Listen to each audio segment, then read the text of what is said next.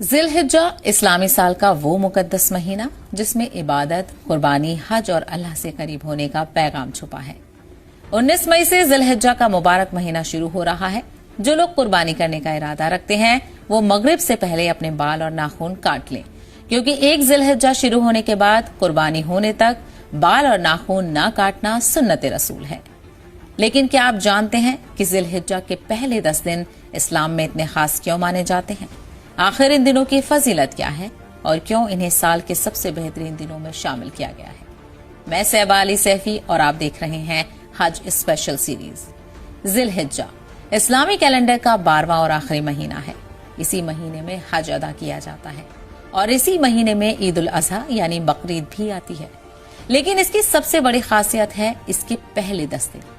نبی کریم صلی اللہ علیہ وسلم نے فرمایا، اللہ کو کسی بھی دنوں میں نیک اعمال اتنے پسند نہیں جتنے ذی الحجہ کے ان 10 دنوں میں پسند ہیں۔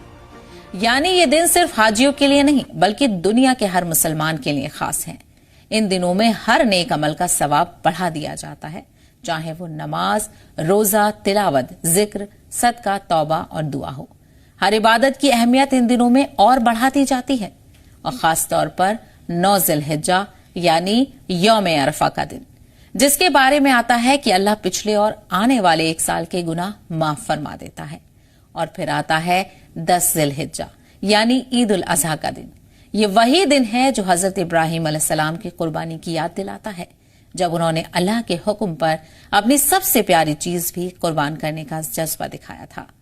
ذی الحجہ کے یہ 10 دن ہمیں سکھاتے ہیں کہ اللہ سے رشتہ مضبوط کرو، گناہوں سے توبہ کرو، دل کو صاف کرو اور اپنی خواہشوں سے زیادہ اللہ کی رضا کو اہمیت دو۔